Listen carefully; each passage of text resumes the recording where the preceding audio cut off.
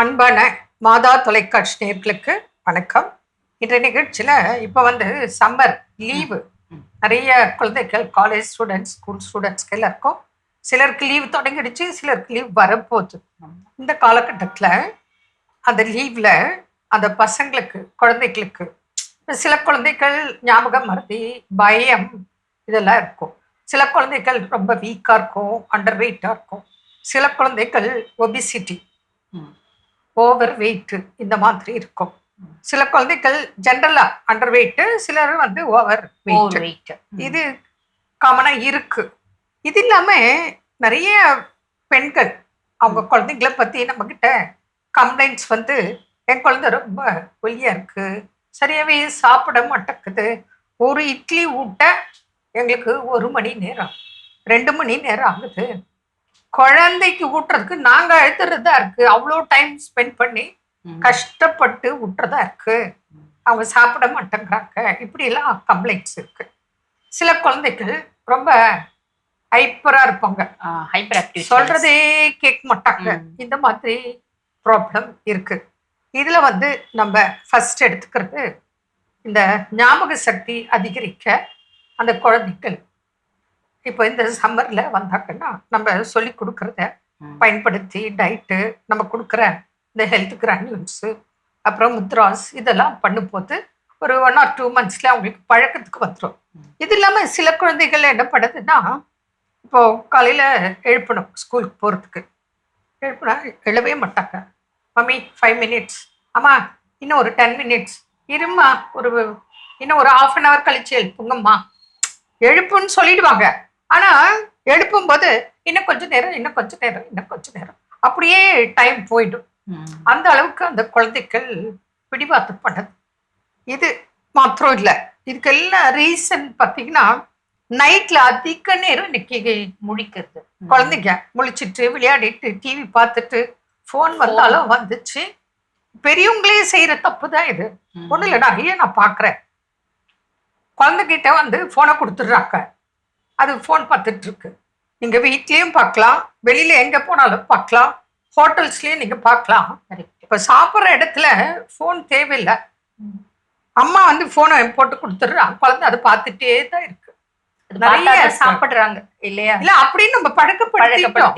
நம்ம கொடுக்கலன்னா எப்படி அது வரும் பழக்கம்? கரெக்ட் தான், புரியுதுங்களா? அதனால நம்ம நமக்கு தொல்லை இருக்கக்கூடாது அப்படின்னு நினைச்சு கொடுக்கறது நாளைக்கு அவங்களுக்கு எவ்வளவு ஒரு அடிக்ட் ஆகுறாங்க. இதனால ரொம்ப ஃபோன் பார்த்து பிடிவாதம், கண்ணுக்கு ரொம்ப ஸ்ட்ரெயின், நைட்டு லேட்டா தூங்குறது, அப்புறம் காலையில லேட்டா எழுறது, இந்த பிடிவாதங்கள்லாம் நம்ம மாற்றணும். அதுக்கு தான் நம்ம ஞாபக சக்திக்கு என்னென்ன செய்யணும் அப்படிங்கிறத பார்க்கலாம். கண்டிப்பாங்க. பொதுவாகவே குழந்தைங்களுக்கு ஞாபக சக்தி அதிகம் வரணும் அப்படின்னா அவங்களுக்கு பெருசா ஒரு விஷயத்துல கான்சென்ட்ரேஷன் இல்ல, லேக் ஆஃப் கான்சென்ட்ரேஷன். ஒரே விஷயத்துல பிள்ளைங்க ஒரு 1/2 மணி நேரம் உட்காடுறாங்களா? இந்த காலகட்டத்துல கிடையாது. நீங்க நல்லா அப்சர்வ் பண்ணி பாருங்க. இந்த ரொம்ப சின்ன வயசு பிள்ளைங்களா இருந்தாலும் சரி, இந்த அடலசன்ட் பிள்ளைங்களா இருந்தாலும் சரி, நம்ம போன் கொடுக்குறோம் அப்படின்னா ஒரு நிமிஷம் யூடியூப் வீடியோ பார்க்கறது கூட உங்களுக்கு பிடிக்காது, ஒரு ரீல்ஸை முழுசும் பார்க்கறது கூட உங்களுக்கு பிடிக்காது. ரொம்ப நேரம் போன் யூஸ் பண்றாங்கன்னா அந்த ரீல் வைப்பாங்க, தள்ளிட்டே இருப்பாங்க. நம்ம 4 ரீல் பாக்குறோம் அப்படின்னா அதுக்குள்ள அவங்க 30 ரீல் பார்த்திருப்பாங்க. அந்த அளவு கூட பொறுமை இல்லாத ஒரு தனம் அப்படின்றது வந்துடும். அந்த கான்சென்ட்ரேஷன் எதுலையுமே என் மைண்ட் பாத்தீங்கன்னா அடாப்ட் ஆகி உட்கார மாட்டேங்குது அப்படின்ற ஒரு நிலைமை வந்துடுது. ஸோ இது மட்டுமா? லேக் ஆஃப் கான்சென்ட்ரேஷன் மட்டும் இல்லை, எங்களுக்கு பேசிக்கா எந்த ஒரு விஷயத்துலயும் இன்ட்ரெஸ்ட் இல்லை அப்படின்ற ஒரு தன்மையை வந்துடுது. காரணம் என்ன அப்படின்னா இன்டர்பர்சனல் ரிலேஷன்ஷிப் இல்லாம அவங்க ஒரு தனி வேர்ல்ட்ல வாழறதுனால. சரி, இந்த மாதிரி நிறைய காரணங்களுக்கு அவங்க ஸ்கிரீன் அடாப்டேஷன் தான் ஒரு காரணம் அப்படின்னா, அது டிவி ஸ்கிரீனானா இருக்கலாம், இல்லைன்னா போன் ஸ்கிரீனானா இருக்கலாம், இல்ல சிஸ்டம் ஸ்கிரீனானா இருக்கலாம். ஸோ இந்த ஸ்கிரீன் அடாப்டேஷனான பிள்ளைங்களுக்கு நம்ம ஞாபக மறதி அப்படின்றது ஆப்வியஸ்லி குறையதான் செய்யும். அதுக்கு என்ன பண்ணலாம் அப்படின்னா ஹேபிட் ஆஃப் 21 days அப்படிம்பாங்க. எந்த ஒரு விஷயத்தையும் நம்ம 21 நாள் பழக்கிறோம் அப்படின் போது நம்மளோட பிரெயின் அது சாலிடா ஞாபகம் வச்சுக்கும், அதுல இருந்து வெளியே வரது கஷ்டப்படும். அப்ப நல்ல விஷயத்தையும் அதே மாதிரி நம்ம பழகணும். அப்ப அந்த கான்சென்ட்ரேஷனை அதிகப்படுத்தக்கூடிய தன்மை இது பாத்தீங்கன்னா இயற்கையாவே சில வகையான கீரைகளுக்கு இருக்கு. அதுல முக்கியமா பாத்தீங்கன்னா வல்லாரக்கீரை. வல்லாரக்கீரை ஃப்ரீக்வெண்டா குழந்தைங்களுக்கு கொடுக்கும் போது வல்லாரக்கீரை கூட்டு, பொரியல், அடை, வடை, தோசை இந்த மாதிரிலாம் நம்ம ஹைட் பண்ணி தான் கொடுக்கணும். அது கொடுக்கும் போதும் குழந்தைங்களோட ஞாபகத்திறன் அப்படின்றது அதிகரிக்கும். அதே மாதிரி குழந்தைங்களை போன்ல இருந்து வெளியே கொண்டு பார்க்ல கூட்டிட்டு போறது, எல்லாரோடையும் விளையாட விடுறது, எல்லாரோடையும் பழக விடுறது, சொந்த பந்தங்களை காமிச்சு கொடுக்கறது, இந்த மாதிரி நிறைய விஷயம் நம்ம பண்ணும்போது குழந்தைங்களுக்கு மனதளவுல தே ஆர் வெரி ஹாப்பி. அவங்க ரொம்ப சந்தோஷம் அடைவாங்க. They will feel very happy. அதை வந்து பாத்தீங்கன்னா அவங்க மேனிஃபெஸ்ட் பண்றது. அதனாலதான் நம்ம அவங்களுக்கு சில முத்ரா சொல்லி தரோம். ரொம்ப சிம்பிள். அது நீங்க சொன்ன மாதிரி ஒரு 21 days. நான் என்ன சொல்வேன், 1 month நீங்க இந்த பயிற்சியை அங்கேயே உட்கார வச்சு சொல்லி கொடுப்பேன்.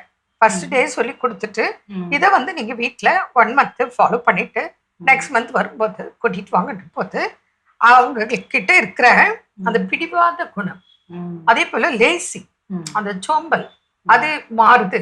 அதே போல நம்ம சொல்ற பேச்ச கேட்கக்கூடிய தன்மை வருது. அதாவது அவங்களா செல்ஃபா மாத்திக்கக்கூடிய தன்மைகள் வரவைக்கக்கூடிய முத்ராஸ்ல இருக்கு. அது இல்லாம சில பயிற்சிகளும் இருக்கு. அதை தொடர்ந்து அவங்க செய்யும் போது நிச்சயமாக, அது இல்லாம நம்ம ப்ராடக்ட் கொடுக்குறோம். அதாவது ஃபுட் சப்ளிமெண்ட்ரி அதை எடுக்கும் போது அவங்களுக்கு நல்ல ரிசல்ட் இருக்கு.